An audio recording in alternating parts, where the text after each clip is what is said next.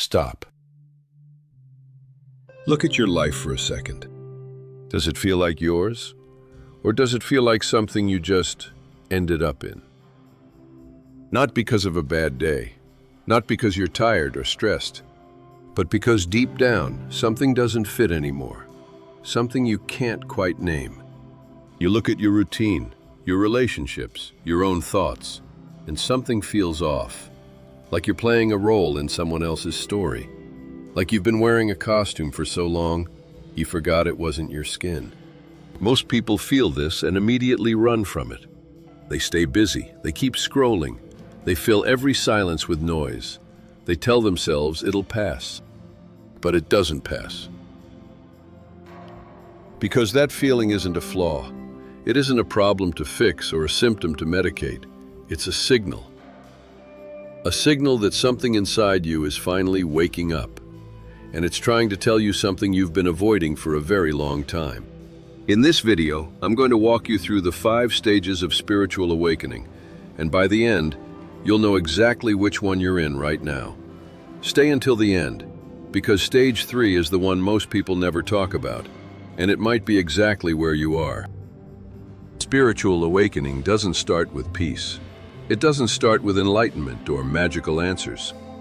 It starts with a crack. A crack in the life you carefully built, in the beliefs you never stopped to question, in the identity you've been performing for everyone around you. And that crack is uncomfortable, disorienting, sometimes terrifying, because the ground beneath you that always felt solid suddenly doesn't anymore. Everything that used to make sense suddenly doesn't. The goals that once excited you feel hollow now.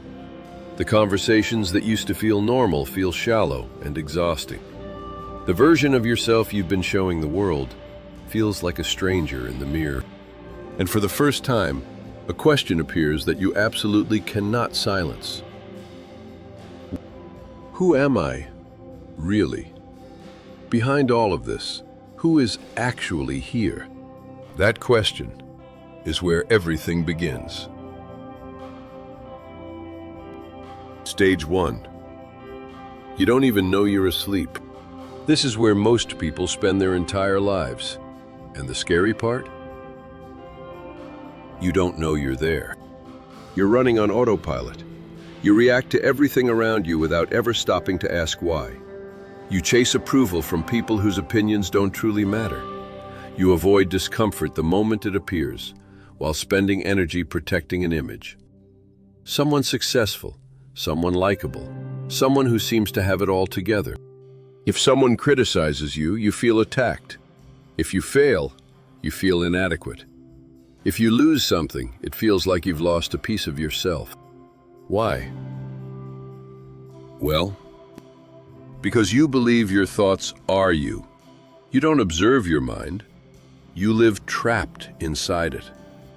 And even when life looks fine on the outside, your job, relationships, routines, there's often a quiet emptiness underneath it all. That emptiness is trying to wake you up. Stage 2. Everything falls apart.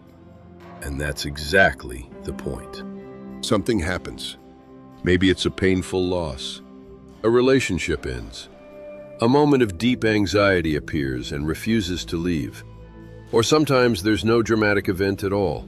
Just a moment where you look at your life and think, why does none of this feel real? This is ego death. And it isn't peaceful. It's deeply disorienting. The identity you spent years building starts to collapse. The labels you used to define yourself lose meaning.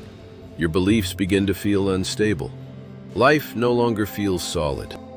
You feel alone, emotionally exhausted, disconnected. Like an old version of yourself is slowly dying. And here's the truth. It is. But in the middle of that chaos, something changes. You begin to notice that a part of you can observe your thoughts without being controlled by them. A quiet observer behind the noise. That's when everything starts to shift. You realize you are not your emotions. You are not your memories. You are not the story you've repeated for years. The ego is only a construct, built from conditioning, wounds, and survival. But now, you can see it. And once you see it, you can't unsee it. Stage 3. You start searching. Hard. After the collapse comes something unexpected. Hunger. Not hunger for more success, not for more distraction or more validation. For truth. You want to understand what you actually are, beneath all the layers. You want to understand what this life actually means, what exists beyond the surface of everything you can see and touch and measure. You start reading differently. You meditate. You sit in silence and actually let yourself feel what's there. You ask questions you were never brave enough to ask before. You seek out conversations that go deeper than weather and work. Your intuition begins to sharpen in ways that surprise you. You become more sensitive to the energy of the people around you. You start to sense who drains you and who genuinely fills you up. Moments of unexpected clarity arrive without warning. Things that once seemed like coincidences begin to feel like something more. But here's the real danger of this stage. And it's a danger most people don't see until it's too late. You can get completely lost here. Many people spend years, sometimes decades, consuming spiritual content, collecting frameworks, reading books, watching videos, building an identity around being a seeker. They mistake the accumulation of knowledge for actual inner transformation. They confuse knowing about the journey with actually making it. Real awakening doesn't come from what you learn. It comes from what you are finally willing to face inside yourself. The things you've been quietly avoiding, the pain you haven't processed, the patterns you keep repeating without understanding why. That's where the real work lives. Stage 4. The real you starts showing up. This is where the transformation becomes visible, not just to you, but to the people around you. You stop pretending. Maybe gradually, maybe suddenly.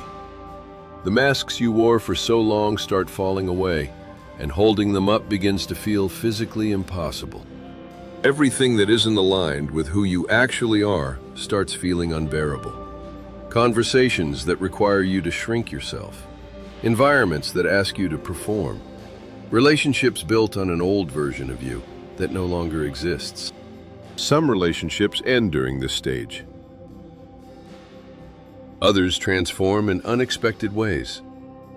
You change habits, environments, maybe your job, maybe your entire direction in life. Not because you're running away from something, but because you're finally running toward yourself. And yes, it's frightening. Because showing up as your real self means disappointing people who needed you to stay the same. People who were comfortable with the old version. Old wounds resurface too. Pain you thought you'd already worked through. Emotions you buried years ago that are now pushing their way back to the surface. This is not a setback.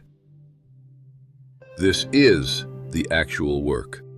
Spiritual awakening is not about escaping pain. It's about finally moving through it, consciously, with your eyes open, without numbing yourself. And when you do, something releases. A weight you didn't even realize you were carrying. You stop making decisions from fear. And slowly, not all at once, but steadily, you start living from something real. Stage 5. You stop fighting yourself. This is not perfection. Problems don't disappear. Life doesn't become easy.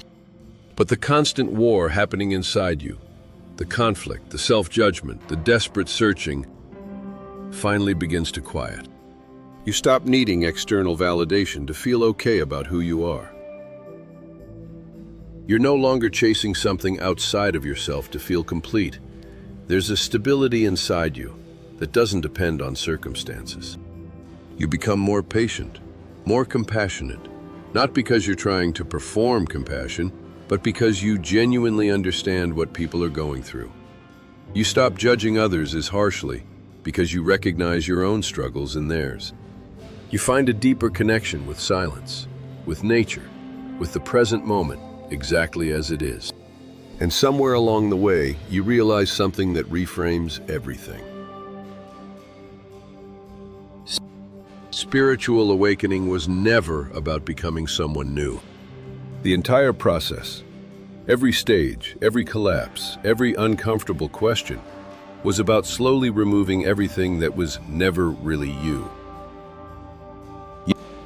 The masks, the fear, the identities other people gave you, the versions of yourself you performed just to survive, just to be loved, just to belong. Because maybe you were never broken. Maybe you just forgot who you were before the world taught you who to be. So tell me in the comments, which of these 5 stages resonates most with where you are right now? I genuinely love to know. Watch the next video on screen. It goes even deeper into this.